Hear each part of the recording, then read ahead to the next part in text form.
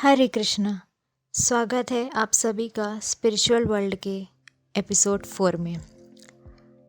पिछले 2 एपिसोड यानी कि विषाद और सांख्य योग की बात करी थी हमने, जिसमें श्री कृष्ण जब अर्जुन कुरुक्षेत्र के मैदान में हार सा जताने लगते हैं तो उनको ये योग के संवाद से बताते हैं कि हे अर्जुन, तुम्हारे लिए ये एक योग्य समान है जिसे तुम्हें सामने अपने आगे पाना है, देखना है और करना है, क्योंकि यही सृष्टि का नियम है।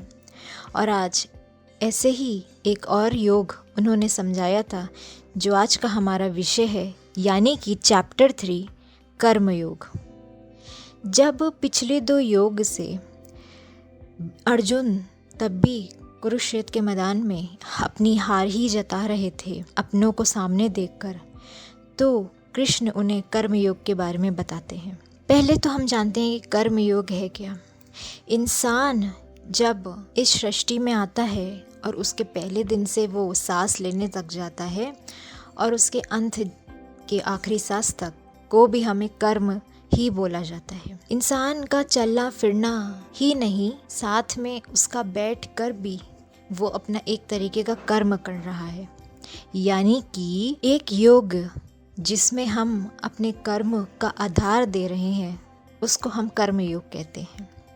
इस वक्त आप बैठे होंगे, आप फ़ोन चला रहे होंगे, आप सांसें ले रहे होंगे, आप खेल रहे हैं, कूद रहे हैं, कहीं जा रहे हैं, आ रहे हैं या कुछ भी कर रहे हैं, उसको भी हम कर्म में गिनते हैं। यहाँ तक कि जैसे कि बात करी मैंने, सांस लेने को भी हम कर्म में गिनते हैं। कर्म तो सृष्टि का नियम ही है, कर्म तो हमें करना ही है। और कर्म के आगे हमें ये नहीं सोचना है कि हमें इसका फल ये मिलेगा, या अगर मैं ये कर रहा हूँ तो मुझे इसका फल ऐसा मिलना चाहिए, या मुझे भी यही फल मिलेगा। नहीं, कर्म का मतलब सिर्फ एक है, बिना कुछ सोचे समझे जिस सृष्टि ने तुम्हें यहाँ भेजा है वो कर्म अपने खुद के करते चलो, बिना इस चिंतन के कि मुझे क्या मिलेगा, क्या पाना है और क्या खोना है। जब हमसे कोई बुराई मोड़ लेता है या हमारे साथ कोई बुरा करता है, आज मैं आपसे एक बात पूछती हूँ, क्या यही सत्य है जीवन का कि हम भी उसके साथ बुरा करें? अरे नहीं, हमें वो सब वक्त पे छोड़ देना चाहिए। वक्त सबसे बड़ा कर्म है और इस कर्म को अपना काम करने दीजिए। हमें अपने कर्म तो अच्छे करते रहने चाहिए जो हमसे हो सकता है, बिना इसकी आशा किए कि इसका फल क्या होगा।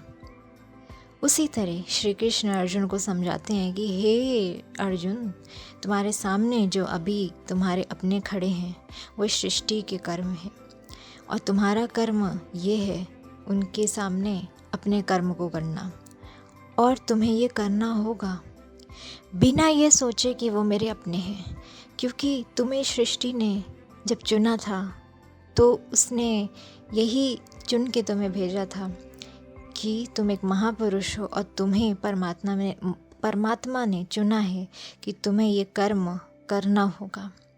इसकी आशा मत करो क्या अच्छा है क्या बुरा है, ये सोचो कि ये तुम्हारा कर्म है।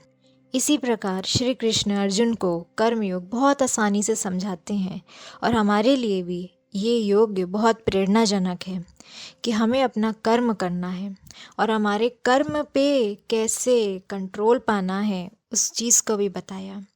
हमारा जो कर्म है, हमें कर्म करने से अक्सर हमारे अंदर की इंद्रियां ही रोकती हैं, और वो जो हमारा शरीर है वो 7 इंद्रियों से बना है।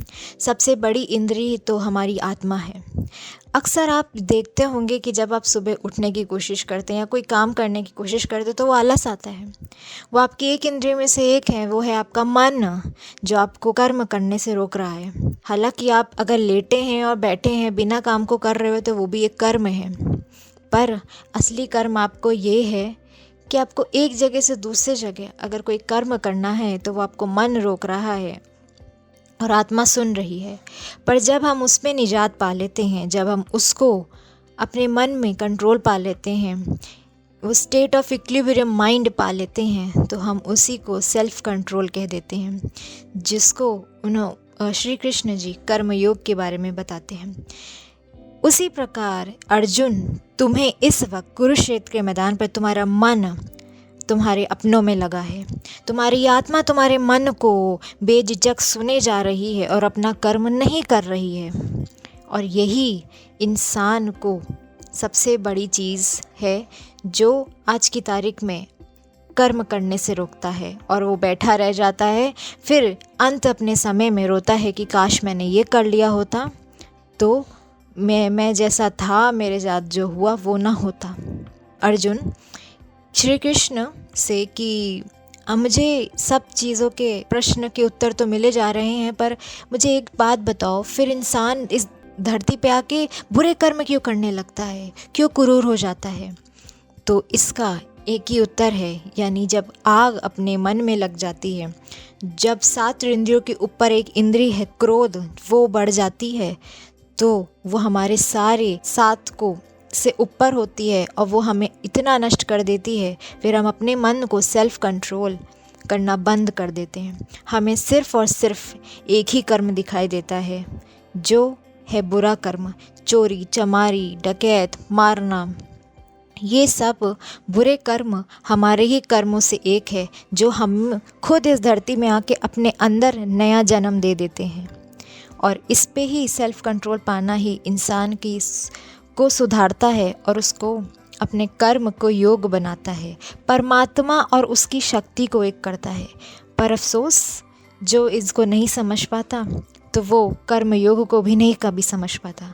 तो हे अर्जुन, तुम अपना कर्म बेझिझक करो, तुम अपने अंदर सेल्फ कंट्रोल पाओ, और तुम्हारे सामने जो अपने खड़े हैं इस कुरुक्षेत्र के मैदान, जो बोल रहा है, जो मैदान जो कर्म करने को तुम्हें रोक रहा है, तुम यहाँ पे खड़े अपने मन को हटाओ, अपने आत्मा को कंट्रोल करो और युद्ध को हारो नहीं, युद्ध पे विजय की तैयारी करो। तो इसी के साथ मैं अपना एपिसोड 4 भी अंत पे ले जाती हूँ। आशा करती हूँ कि आपको ये एपिसोड भी पसंद आया होगा, कर्मयोग की भी जानकारी आप तक पहुँची होगी। और अगर आपको ये पसंद आए तो शेयर करना मत भूलें, और लाइक करें, कमेंट करें और सब्सक्राइब कर लें। जो लोग नए हैं, इस चैनल को नया देख रहे हैं, प्लीज़ ज़रूर सब्सक्राइब करें, हमें आगे बढ़ने का साहस भी मिलता रहेगा। तो हमारे नेक्स्ट एपिसोड के लिए जुड़े रहें चैनल श्रुति पर। नमस्कार।